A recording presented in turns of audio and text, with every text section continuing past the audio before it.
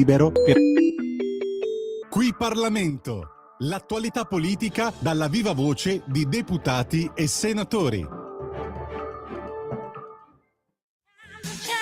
Va ora in onda l'altra metà della radio, parità di rassegna, conduce Laura Ravetto.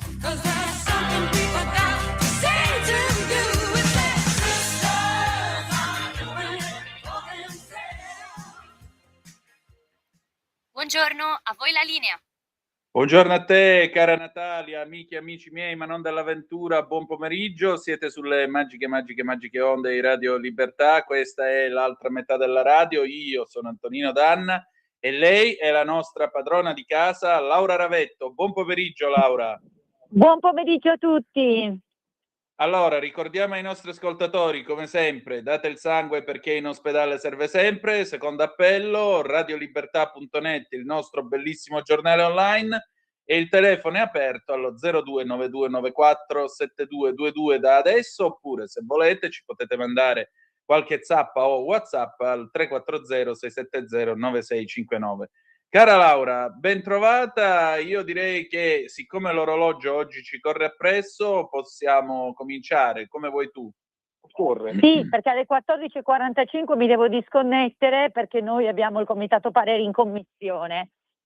Bene, adesso allora cominciamo con una notizia che secondo me se io fossi lì accanto a Laura, lei mi tirerebbe uno schiaffo da farmi sputare 32 denti, ma non per causa mia. Non potrebbe succedere mai, tu lo sai bene. Non lo so, ora vediamo.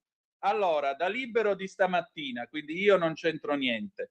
Manuale in vista dell'adunata di Genova, femministe contro gli alpini, attenzione alle molestie. Rete delle donne lancia un vademecum per difendersi dai comportamenti ritenuti sessisti dei militari. In città spuntano nuovi manifesti, assassini, pensate. La rete di Donne per la Politica ODV sui propri canali social ha lanciato un'iniziativa dal titolo Da passà a nuttata. Segnaliamo appropriazione culturale neomelodica. In pratica, per resistere al 97esimo raduno degli alpini, vengono dati tutta una serie di strumenti alle donne e alle persone delle comunità LGBTQIA everybody, come dice Fiorello, in modo da affrontare queste giornate di potenziali disagi, molestie e catcalling. Quindi, se non le avete, armatevi di carta e biro. Sentite un po'. Per reagire sul momento, automunitevi di fischietto. Può servire da deterrente per attirare l'attenzione di chi vi sta intorno. Chissà se avranno anche pensato alla sala VAR per eventuali replay. Qualora aveste subito comportamenti inappropriati o molestie, violenze e sentite la necessità di un supporto, potete rivolgervi ai centri antiviolenza Mascherona. Il tutto supportato da relativa app e numero a cui scrivere per tempestivo intervento. Hanno anche fornito un form anonimo attivo dal 7 maggio con relativo link per segnalazione di molestie, perché la dunata non è neutra. La città verrà occupata da un'associazione di ex militari in un'Italia sempre più militarizzata. Quindi nessun fascino della divisa, quello che indora il suo scopo, quello di essere pronti a combattere in nome della patria e degli interessi nazionali. Anche questo è patriarcato. Allora, io chiedo per un attimo di scostarsi sia all'onorevole Ravetto che all'avvocatessa Laura Ravetto e esatto, chiedo bravo, hai già capito. Ecco, e lo chiedo alla gentile Laura, figlia di un alpino, che cosa ne pensi? Ecco perché gli schiaffi, prego. Sì, però io parto invece dall'avvocatessa. Ecco. Cioè, se io non fossi in Parlamento e non avessi scelto per non avere conflitti di interesse di non esercitare più, adesso chiamerei l'associazione degli alpini e a titolo gratuito mi metterei a disposizione per fare una causa a loro tutela per danno d'immagine. Perché ora basta, perché noi siamo i primi che difendiamo le donne, ci impegniamo sulla violenza per le donne, però questo non legittima buttare, scusami, possiamo dirlo, merda su tutta una categoria in questo modo. Questo è un danno d'immagine che stanno procurando. Quindi secondo me un bravo avvocato fa una causa per danno d'immagine, perché questo non è accettabile. Poi ci sono i casi specifici? Ci sono, li abbiamo visti, ci sono stati degli episodi, quelli vanno assolutamente denunciati, va dato tutto il sostegno, ma tu non puoi distruggere una categoria. Allora io adesso faccio l'elenco dei femminicidi in Italia. E se faccio un elenco e noto che per lo più sono idraulici, sto dicendo una cosa a caso, Sì. adesso poi faccio dei manifesti in cui dico: mi raccomando, attenzione agli idraulici, care donne, questi sono i supporti. Giustamente gli idraulici si mettono d'accordo tutti insieme e mi fanno causa, e c'hanno ragione, ma stiamo scherzando, ma questo è ignobile, però è fatto apposta per far parlare di loro, cioè la cosa grave è che è fatto apposta per far parlare dell'associazione, perché è di tutta evidenza che queste sono cose provocatorie fatte per avere visibilità, e questa è la cosa che mi fa più tristezza. Poi sono anche d'accordo con te, io sono figlia di alpino, sono la donna che sono grazie al padre che ho avuto, un padre rispettoso di mia madre in una maniera assoluta, rispettoso al punto che ha cresciuto una figlia che tutti hanno il coraggio di dire, secondo me sbagliando: ah, ma tu sei proprio tosta, sei maschile. No, io non sono maschile, ma sono stata cresciuta da un maschio vero, e il maschio vero cresce donne forti. Ecco, però sai, è che da qualche anno in qua pare che sta arrivando il comitato degli stupratori in ogni posto in cui fanno il raduno dell'Associazione Nazionale No, degli ma poi gli Alpini. alpini, no, che sono un simbolo, tra l'altro un simbolo anche di valori, no? Quindi, insomma, avrebbe veramente da lanciare l'hashtag io sto con gli alpini. Però, ripeto, loro secondo me potrebbero organizzarsi per tutelare la loro immagine. Cioè, a un certo punto non è che uno può fare la qualunque qua, cioè, perché in nome di un valore giusto, cioè la tutela delle donne di fronte alla violenza di genere, non puoi permetterti però di distruggere delle persone, delle associazioni, delle categorie. Non è accettabile questo. No, Laura, guarda, qui siamo al vodevil. I nostri ascoltatori sono veramente, veramente i migliori. Allora, qualcuno ci gira un manuale dell'Associazione Nazionale Alpini, ANA, contro le molestie. Manuale di consapevolezza contro contro le molestie. Modificare i comportamenti è un compito che richiede impegno, la volontà di giungere a un miglioramento individuale e collettivo. È esattamente quello che ci si aspetta da tutti gli uomini, in particolare da un socio dell'Associazione Nazionale Alpini che da sempre fa della solidarietà, l'impegno, la difesa dei diritti, soprattutto dei più deboli, e del rispetto delle leggi sui punti di forza. 1. L'uguaglianza tra uomo e donna è la vera base di una cultura del rispetto. 2. Le molestie sono apprezzamenti di natura sessuale rivolti in modo esplicito, volgare, talvolta minaccioso a una persona incontrata per strada o in un luogo pubblico, non sono atti di goliardia. Ancora, le molestie verbali sono comportamenti intollerabili in qualsiasi contesto e situazione. La società non tollera più le battute e gesti a sfondo sessuale, vogliamo insieme impegnarci a superare questi comportamenti inopportuni. E ancora, essere contro le molestie significa non restare indifferenti. Fai qualcosa. Ora, se la stessa Associazione Nazionale Alpini fa questa meritoria attività tra i suoi iscritti, io trovo veramente offensivo che Ma infatti, eh, infatti questa è stata probabilmente anche una reazione a degli accadimenti interni che ci sono stati, perché ci sono stati dei singoli accadimenti, e addirittura l'associazione con un bravo avvocato, perché questo è un vademecum intelligente, anche perché spiega, no? Perché non sempre tutti siamo consapevoli delle azioni che compiamo, no? Magari uno può pensare che dire che bel culo che hai è un atto goliardico. Qua spiega: no, guarda, non è un atto goliardico, no? Probabilmente a qualcuno lo può offendere. Quindi siamo arrivati giustamente anche al punto in cui si autodotano di un codice di comportamento. E tu, nonostante ciò, li attacchi in questo modo brutale? Ripeto, spero che si muniscano di un bravo avvocato e facciano causa per danno d'immagini.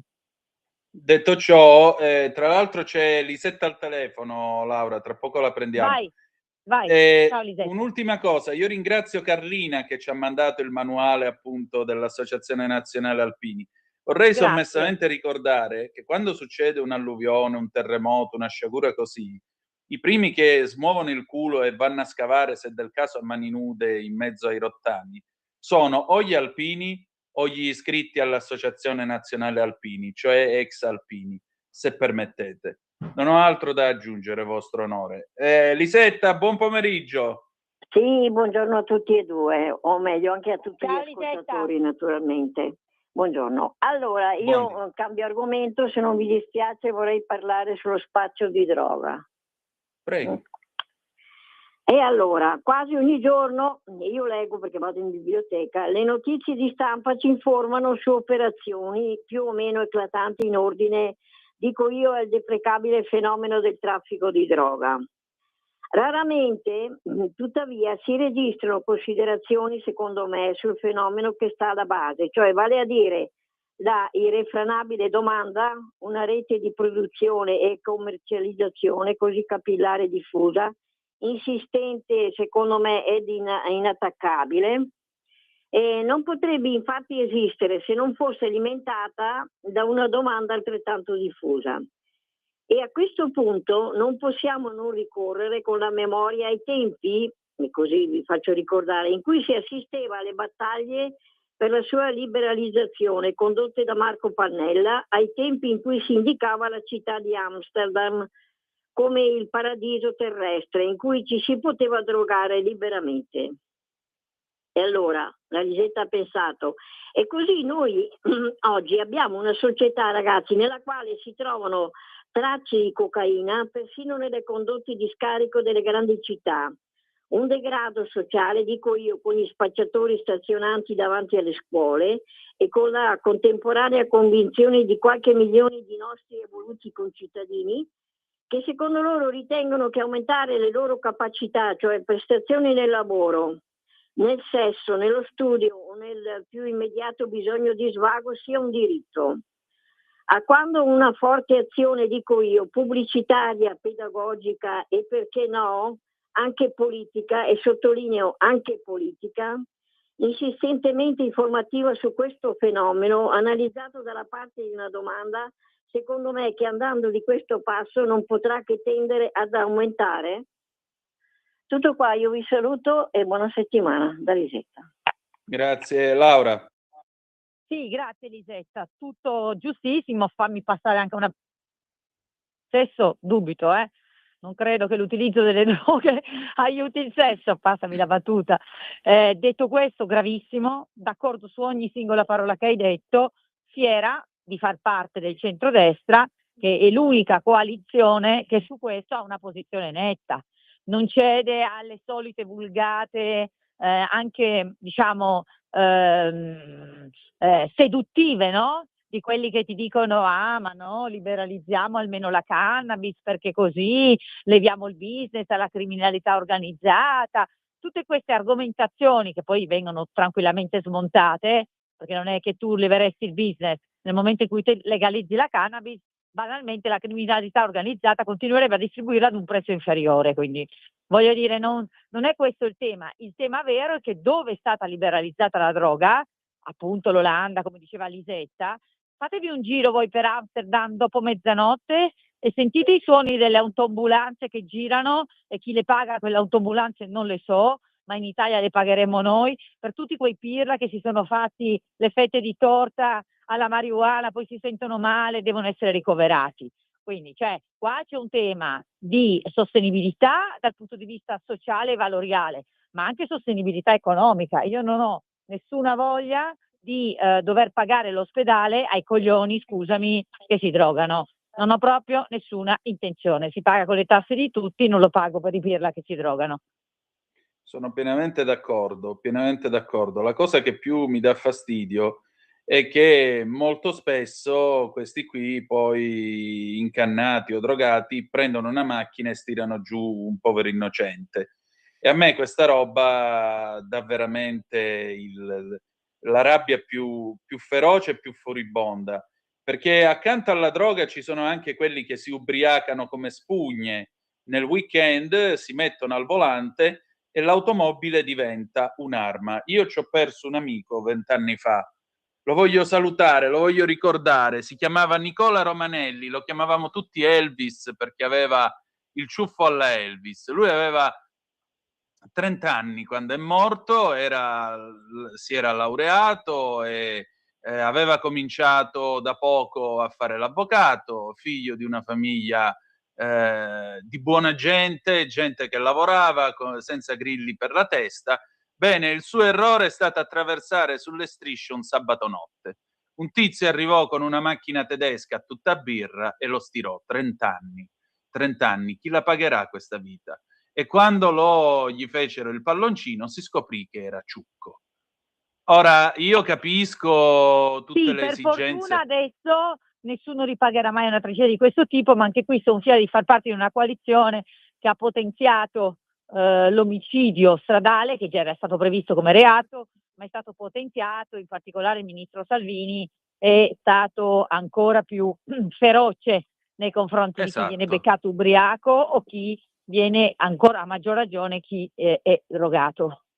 Esatto. La regola è molto semplice: volete guidare, non bevete. Volete bere, non vi mettete al volante, fate guidare qualcun altro.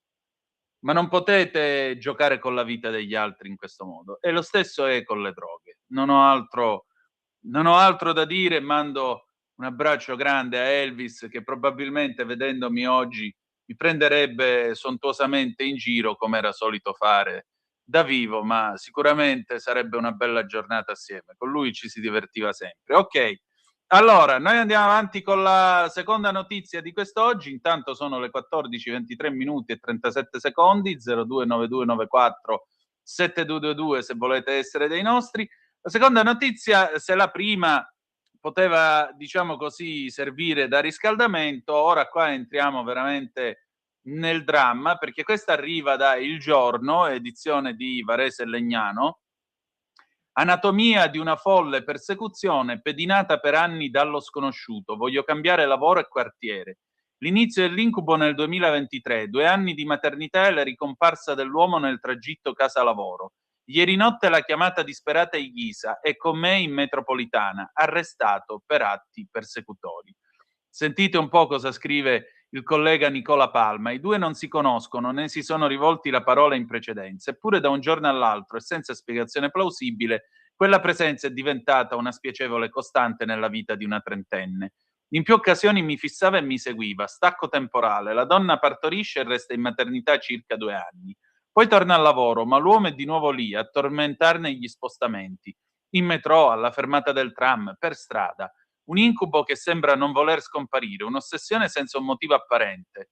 Lei gira lo sguardo, sperando che l'ombra sia sparita, invece se la ritrova a pochi metri di distanza, di giorno, di sera, sempre.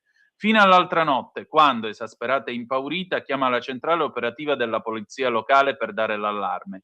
Non prima di aver scattato una foto allo stalker sulla banchina del metro. Angela, nome di fantasia, telefona pure al compagno, che si presenta alla fermata per chiedere conto allo sconosciuto dei pedinamenti quotidiani. Lui si allontana a passo svelto, entra in un negozio e ne esce con una bottiglia di vetro che userà per cercare di colpire l'altro. Arriva Nighisa e lo bloccano. A valle degli accertamenti investigativi il 62enne verrà arrestato in flagranza per atti persecutori e portato a San Vittore, d'intesa col PM di turno Laura Biliotti. Complimenti alla dottoressa Biliotti, che è stata veloce e decisa. A sconcertare di questa storia è soprattutto l'assoluta casualità degli eventi. Tradotto, poteva capitare a chiunque. È successo ad Angela, che non ha fatto alcunché perché ciò accadesse. Come messa a verbale nella denuncia presentata agli agenti guidati dal comandante Gianluca Mirabelli, nel 2023 inizia a notare le attenzioni non richieste dello sconosciuto, che lo osserva con insistenza e ne bracca i movimenti, sebbene non tenti mai un approccio. Abitano nello stesso quartiere, Dergano, pure vicino alla radio, pensate. Ma le cose in comune finiscono qui. Ogni giorno la trentenne sale su un treno dell'M3 per raggiungere il ristorante in cui lavora, a Porta Romana, e di frequente c'è quel volto estraneo a farle compagnia sul treno. A inizio del 24 la donna smette di percorrere il tragitto, è diventata mamma, si è presa una lunga pausa da clienti e ordinazioni per accudire sua figlia. Alla fine dello scorso anno il rientro in servizio. E riecco lui, come un brutto sogno che puntualmente si ripresenta. Gli incontri sono aumentati sempre di più, racconterà i vigili. Inizialmente lo incrociavo la sera, al ritorno del lavoro verso la mezzanotte. Ma negli ultimi mesi lo incontro anche quando vado al lavoro, nel pomeriggio. Angela fa una prova, un giorno decide di scendere alla fermata precedente e l'uomo fa lo stesso. La donna è talmente spaventata che comincia a girare con una corda, con una palla legata a uno dei due capi. E per autodifesa ho paura per la mia incolumità e per quella di mia figlia. Si confida con la direttrice del locale, che si propone di riaccompagnarla a casa nel caso in cui il ristorante chiude in tarda serata. La situazione non migliora e così Angela opta per una soluzione drastica. cambiare luogo e spostarsi in un altro locale della stessa zona. Domenica è il giorno della prova. Alle 23:30 la trentenne esce dal locale, scende del metro per tornare a casa. Si volta di scatto e vede in lontananza il 62enne, che si guarda in giro come se stesse cercando qualcuno. I due si rincontrano sulla banchina prima di salire sullo stesso vagone. All'altezza di Repubblica, Angela chiama i Ghisa per chiedere aiuto. A Dergano c'è il compagno ad aspettarla. L'uomo se ne accorge e prova ad aggredirlo, per poi scappare quando si accorge che la donna è al telefono con le forze dell'ordine. Qualche minuto prima dell'1 lo stalker finisce in manette. La trentenne formalizza il suo calvario nella querela, ma ha procurato ansia e preoccupazione, così tanto da farmi cambiare le abitudini di vita e spingermi a pensare di cambiare luogo di lavoro e abitazione. La situazione non è più sopportabile per me. Io giuro, la trovo una storia veramente inquietante. Cioè, voglio dire, se questa povera donna era colpevole solo di essere una che voleva andare a lavorare e viversi la sua vita in santa pace. La storia è assolutamente inquietante, come hai detto tu facciamo le congratulazioni alla PM che è intervenuta immediatamente, questo anche grazie alle norme che abbiamo fatto noi, perché come tu sai noi abbiamo fatto in questa legislatura un potenziamento del codice rosso per cui entro 3 giorni bisogna prendere in carico queste situazioni, quindi complimenti alla PM, adesso speriamo però che non lo mettano fuori subito. Cioè, qua il tema è che questo è chiaramente un soggetto socialmente pericoloso, l'ha dimostrato non solo nel pedinamento, ma anche nel comprare un oggetto atto a far del male fisico a quello che lui probabilmente considera nella sua testa il rivale in amore. Quindi, dove qua di amore non c'è niente, qua c'è uno stalker vero e proprio che prende un'ossessione. Quindi adesso ecco, speriamo che questo soggetto chiaramente pericoloso socialmente sia costretto perlomeno a essere controllato. Infatti non ti nego che noi come Commissione Femminicidio stiamo lavorando tanto sui braccialetti elettronici, perché ce ne vogliono di più, bisogna fare più bandi, questo lo dico, anche se spettano sia al Ministero degli Interni che della Giustizia, so che i bandi li stanno facendo, quando vengono acquistati devono funzionare, perché spesso purtroppo ci sono anche dei problemi di funzionamento, però c'è tanta anche discrezionalità giudiziaria. Io avevo fatto un intervento in aula di fronte alla sinistra che diceva che non avevamo fatto abbastanza noi come governo per avere i braccialetti elettronici, avevo dato dei dati che ora a memoria non mi ricordo, ma da dove si evinceva che il tema non era tanto e soltanto la scarsità, ma anche la valutazione della pericolosità sociale da parte del giudice che poi induce a mettere il braccialetto elettronico. Quindi io spero che adesso ci siano dei consulenti giudiziari e dei giudici che valutino una pericolosità sociale e mettano questo braccialetto elettronico. Questo è poco ma sicuro. Soprattutto io mi auguro che non ci sia, come al solito, il discorso vabbè, però ha delle turbe psichiche, però non lo mandiamo in carcere, però allora dobbiamo trovare qualcosa, però dobbiamo fargli la predica dal prete sociale, lo mandiamo in comunità. Insomma, voglio dire, una persona che sta zitta e ti segue quando tu esci per andare a lavorare ed esci e rientri a casa e non dice mai nulla e ti sta sempre appresso. Ma più inquietante di questo, più rovina di questa nella vita di una persona, cosa ci può essere? Ora, non voglio essere indiscreto, ma Laura, a te è mai capitato di trovarti in una situazione del genere? Guarda, ti dirò, a me capita, non è capitato per fortuna, a me capita nell'ambito dei social, però nell'ambito dei social è facile, cioè blocchi e via, no? Però io spesso quando mi è capitato questo mi sono chiesta, sai, una ragazza giovane, ora questa ragazza non era tanto giovane, aveva 30 anni, era già matura ed era particolarmente intelligente, ha fatto le prove di discesa dalla fermata, eccetera. Non è che tutte, soprattutto le ragazze giovani, siano consapevoli della pericolosità di certe azioni. Quindi quando mi è capitato sui social mi sono sempre detta dovrò insegnare a mia figlia Clarissa a individuare immediatamente l'ostilità. Perché mi è capitato sui social, mi è capitato sul telefono, perché poi purtroppo ci sono persone che trasferiscono i numeri di telefono con un po' di superficialità, però anche lì blocchi. Poi è chiaro che invece quando sei proprio a livello di stalkeraggio fisico, lì ecco, per fortuna non mi è mai capitato, però ecco, lì è un problema. Capitasse a me farei esattamente quel che ha fatto quella ragazza, denuncio. Quindi il messaggio che dobbiamo mandare in radio è: denunciate subito, cioè alla peggio vi siete sbagliate, cioè alla peggio era uno che non pedinava a voi da 4 giorni, ma combinazione faceva lo stesso percorso, va bene, però intanto voi fate la segnalazione. 10 secondi di pausa e torniamo subito. Stai ascoltando Radio Libertà, la tua voce libera, senza filtri né censure, la tua radio.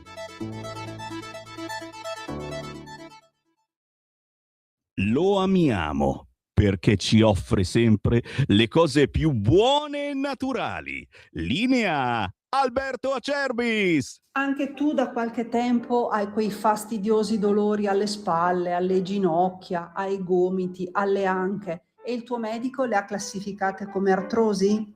Aiutati attraverso ACEUC2. ACEUC2 è il nostro integratore alimentare a base di collagene nativo non denaturato di tipo 2, quello che aiuta le cartilagini a rigonfiarsi di collagene in modo che le articolazioni non si tocchino e non si sfreghino più. È un prodotto completamente naturale, stamattina in offerta speciale per voi. Chiamate subito 030 68 40 408. Vuoi provare il trattamento di 30 giorni? 35 euro. Vuoi provare il trattamento di 60 giorni? 60 euro. Vuoi provare il trattamento di 90 giorni? 79 euro. Ma se acquisti il trattamento di 4 mesi, 120 giorni di trattamento, un prezzo straordinario speciale per voi se chiamate subito lo 030 68 40 408, dite ho ascoltato Radio Libertà,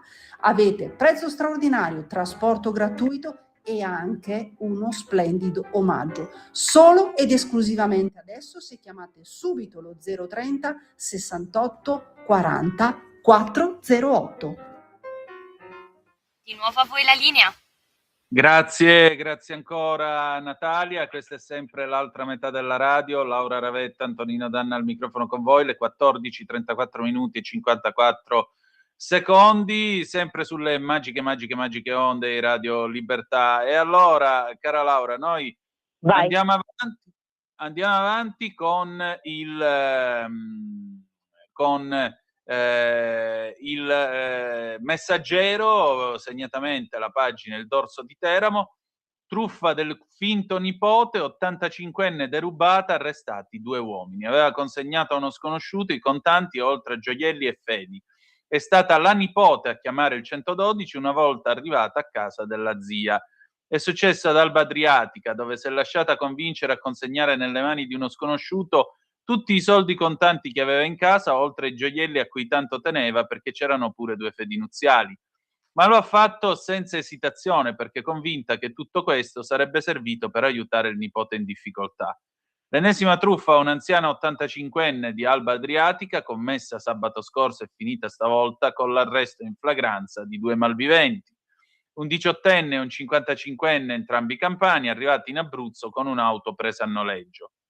A intercettarli, dopo che la donna ha raccontato l'accaduto a una nipote, grazie a lei, sono quindi state allertate le forze dell'ordine. Sono stati i militari dell'aliquota radiomobile della compagnia dei carabinieri di Avezzano a fermare i 2.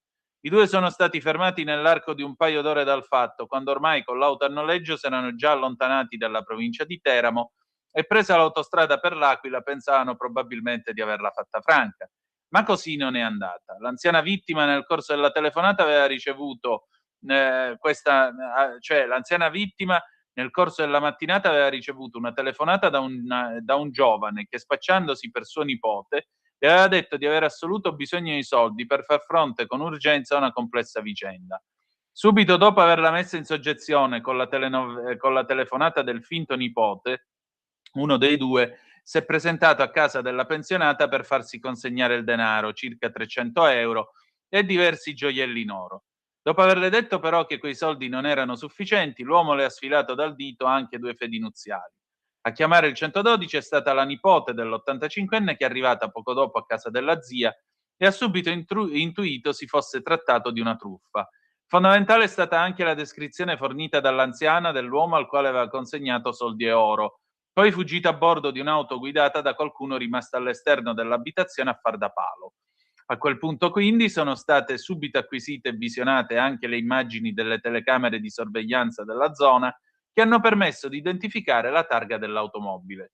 È in questo modo che gli uomini dell'Arma Marsicana, che nel recente passato hanno più volte intercettato i truffatori in fuga lungo la strada statale 690, ex superstrada dell'Iri, dopo essersi posizionati proprio all'inizio di quell'arteria viaria in prossimità dell'uscita del casello autostradale, li hanno fermati.